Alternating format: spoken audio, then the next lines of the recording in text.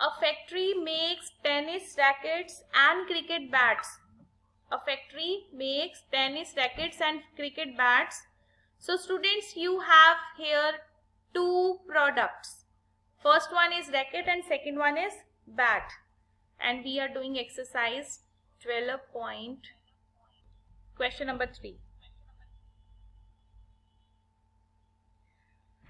So let us see. We have two products. Product number 1 is racket and product number 2 is bat, right? Then after, a tennis racket takes 1.5 hours of machine and 3 hours of craftsman time. तो एक racket को बनाने के लिए machine ले रही है 1.5 hours और जो उस पर क्राफ्टिंग हो रही है उसके लिए 3 आवर्स लग रही हैं, और जो क्रिकेट बैट बन रहा है उसमें लग रही हैं 3 machine time and 1 hour for craftsman time. ठीक है, अब आपके दिमाग में सबसे पहली चीज ये आती है कि जैसे आपको यहाँ पर भी दो चीजें गिवन, जब आप स्टेटमेंट को लीनियर में कन्वर्ट करते हो ना तो आप गड़बड़ कर देते हो. आप क्या करते हो, मशीन को भी एक्स ले लेते हो और क्राफ्टमैन को भी वाई ले लेते हो. ठीक है, देखो दो प्रोडक्ट आपको ऊपर गिवन है. आपको गिवन है racket and bat, racket and bat. ठीक है, उसके बाद दो और प्रोडक्ट्स की बात हो रही है. मशीन, ये सर्विसेज हैं, these are the services. Machine and handcraft, these are the services. इनके डिफरेंस को समझो. हमने अजम्पशन करनी है क्वांटिटी की. ठीक है, हम अजम्पशन करेंगे हमेशा क्वांटिटी की, और जो हमारी सर्विसेज हैं वो क्वांटिटी के साथ होंगी मल्टीप्लाई. सर्विसेज को हम मल्टीप्लाई करेंगे विद द क्वांटिटीज. तो हमारी यहाँ पर जो इक्वेशंस बन के आती हैं वो देखो क्या होंगी. Equations will be A factory makes a tennis racket and cricket bat. So first of all हम यहाँ पर assumption लेंगे कि जो हमारा रैकेट है, number of racket and number of bats is y. यहाँ पे नंबर लिख लो, number of bats. ठीक है. Now your question is what is the bats and rackets must be made in a factory is to work at full capacity. अगर आपकी machine और आपके handcraft वाले जो पर्सन्स हैं अपना पूरा एफर्ट से काम करते हैं, तो हमारा क्वेश्चन ये है कि आप कितने मैक्सिमम बैट एंड रैकेट्स बना सकते हो. अगर आपके कंपनी के जो लोग हैं पूरे एफर्ट से काम कर रहे हैं, सो क्वेश्चन इज कि आपके कितने मैक्सिमम बैट बनेंगे और कितने मैक्सिमम रैकेट बनेंगे. So students, your objective function is x plus y, और ऑब्जेक्टिव फंक्शन को हम डिनोट करते हैं z के साथ. z equals to x plus y, where x is number of rackets and y is, बोलो क्लियर है? Is it? मशीन लगा रही है रैकेट पे 1.5 आवर्स और क्राफ्टमैन लगा रही है रैकेट पे 3 आवर्स. ठीक है, तो यहां पर सबसे पहले अगर हम रैकेट की बात करें तो रैकेट में जो मशीन है, मशीन और क्राफ्टमैन, मशीन लगा रही है 1.5 और क्राफ्टमैन लग रहे हैं 3 आवर्स. सिमिलरली तो बैट पर जो मशीन है, लेट मी चेक, बैट्स पर मशीन लगा रही है 3 आवर्स और क्राफ्टमैन लगा रहा है 1 आवर. ठीक है, क्राफ्टमैन लगा रहा है 1 आवर. राइट. नाउ स्टूडेंट्स, अगर हम यहाँ पर रैकेट की मशीन की बात करें तो रैकेट किसको रिप्रेजेंट कर रहा है? एक्स को. तो रैकेट पे मशीन लगा रही है 1.5 आवर और बैट पर मशीन लगा रही है 3 आवर्स. लेकिन हमें उन्होंने ये भी बोला है कि जो मशीन की कैपेसिटी है वो कितनी है, बोलो. What is the capacity of machine? 42 hours. 42 से ज्यादा काम नहीं करेगी मशीन. ठीक है, तो 42 से अगर मशीन ज्यादा है तो यहाँ पर जो इसकी कैपेसिटी है वो होगी less than equal to 42, right.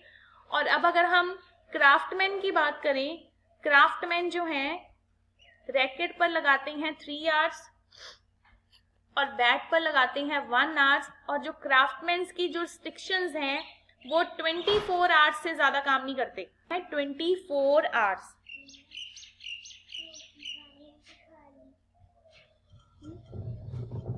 ठीक है, बोलो क्लियर है। So these are your constraints, these are your constraints. ये विद प्रैक्टिस आपको क्लियर होगा। अगर प्रैक्टिस नहीं करोगे इन क्वेश्चंस की तो 100% पेपर में गलत ही बना के आओगे, ठीक है। So these are your constraints and your objective function is, optimization function भी बोल देते हैं। Objective function is z equals to x plus y. Any doubt in this? Yes. Now I have taken, this is constraint number 2, constraint number 1 and 2. तो मैं 1 को solve कर रही हूँ. If x is 0, y is 0, what is x? Tell me. 28. पूरी cutting हो रही है? Okay. तो ये हमारी first constraint थी. Second constraint देखो क्या है? Second constraint है, वो जल्दी solve हो जाएगी. 3x plus y equals to 24. 3x plus y equals to 24. x 0 तो y 24. अगर y 0 है तो x क्या होगा? 8. ठीक है, अब आपका क्या काम है? अब आपने इन दोनों के इंटरसेक्टिंग पॉइंट्स निकालने हैं. Find the intersecting points of both equations. निकालो बेटा. Hold on. हेलो, हाँ जी,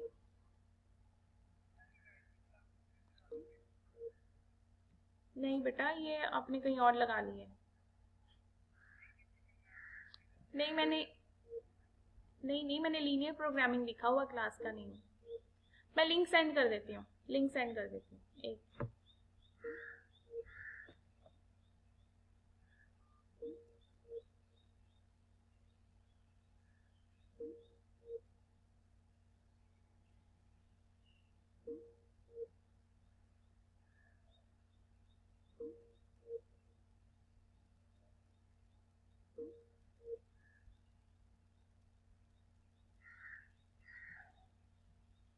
स्टूडेंट्स फाइन. हाँ जी,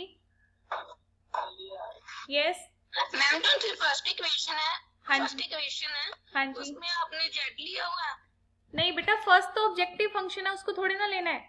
ऑब्जेक्टिव फंक्शन को कुछ नहीं करना, वो ऐसे पड़े. 2 है, 4 जेड है. बेटा 42 है, z कहाँ से आ गए यहाँ पर? 1.5x plus 3y. ठीक है,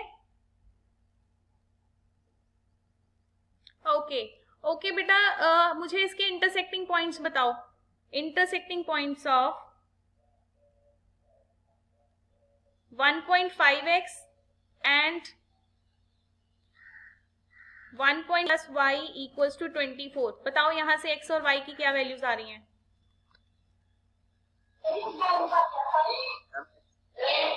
हाँ जी, 4 and 12. x is 4, y is 12. Is it right, everyone? Yes ma'am. Okay.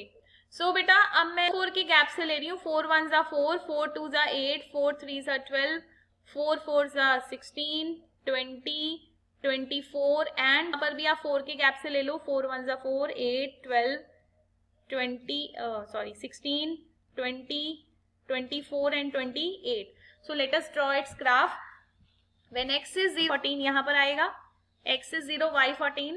When x is 28, y is 0. So this line, draw this line. ये बन गई हमारी लाइन, ठीक है. और ये कौन सी लाइन है, इसका नाम जरूर लिखना लाइन का. चलो 2 ही लाइन है, नहीं भी लिखोगे तो इट्स ओके. चलो नेक्स्ट है हमारी 3x plus y equals to 24.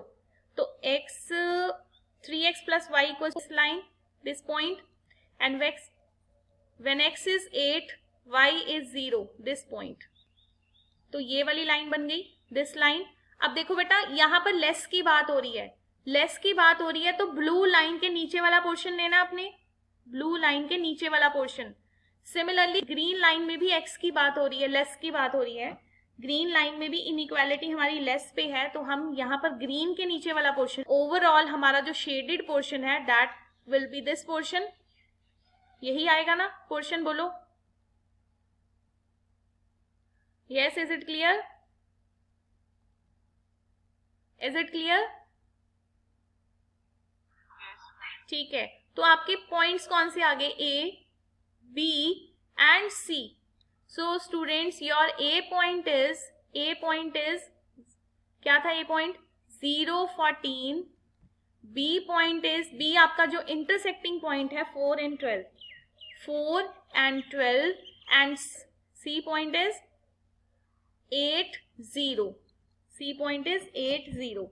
So we are to find now number of rackets, मतलब मैक्सिमम नंबर ऑफ रैकेट्स हमें फाइंड करने हैं। तो मैक्सिमम नंबर ऑफ रैकेट्स हमारे कितने आएंगे? सो यहां पर हम फिर टेबल बनाएंगे दोबारा से, z equals to x plus y, हमारे पॉइंट्स थे 3, a की वैल्यू थी हमारी 0, 14, b की वैल्यू है, b इज 4, 12, बोलो 14, जैसे 0 plus 14, answer is 14. Here we have 12 plus 14, 16 rackets. 16. Yes, 8 plus 0, 8 rackets and bats. दोनों बना रहे हैं ना हम, तो हमारे जो rackets and bats, we have 16 at x, y equals to 12. This is the maximum number of rackets, that is 16. और कौन से पॉइंट पे बनेंगे? When x is 4, y is 12. If the profit on a racket and on a bat is rupees 20 and rupees 10, find the maximum profit of a factory when it works at full capacity. So students, your profit on racket is 20 and profit on bat is rupees 10. एक bat पर आपको 20 rupees profit मिल रहा है और एक racket पर, उल्टा बोल दिया मैंने, एक रॉकेट पर आपको 20 रुपीज प्रॉफिट मिल रहा है, एक बैट पर आपको रुपीज 10 प्रॉफिट मिल रहा है। तो आप मैक्सिमम प्रॉफिट कैसे निकालोगे? क्योंकि हमारे बैट रॉकेट कितने हैं? x, हमारे बैट कितने हैं? y, तो हमारा मैक्सिमम प्रॉफिट क्या होगा? 20x plus 10y. अब दोबारा से फिगर पे आ जाओ, हमें मैक्सिमम प्रॉफिट हम सबसे पॉइंट पर बना रहे हैं, सबसे ज्यादा बैट 4 and 12 पे, यस 4 and 12 पे, देखो 4 and 12 पे हमारे 16 बैट बन रही हैं, तो हम यहाँ पे लिखेंगे maximum number of bats are at point 4 and 12. तो देखिए मैक्सिमम प्रॉफिट कितना होगा? मैक्सिमम प्रॉफिट इज, बेटा mute your audio, mute your audio, जहां पर आपको maximum number of bat and number of racket मिल रहे हैं। तो बैट हमें मिल रहे हैं मैक्सिमम 4 और हम रैकेट बना रहे हैं, सॉरी रैकेट हम बना रहे हैं 4 और बैट हम बना रहे हैं 12। तो हमें कितना प्रॉफिट होगा? हमें प्रॉफिट होगा rupees 200. So this is your maximum profit. This is your maximum profit. Is it clear?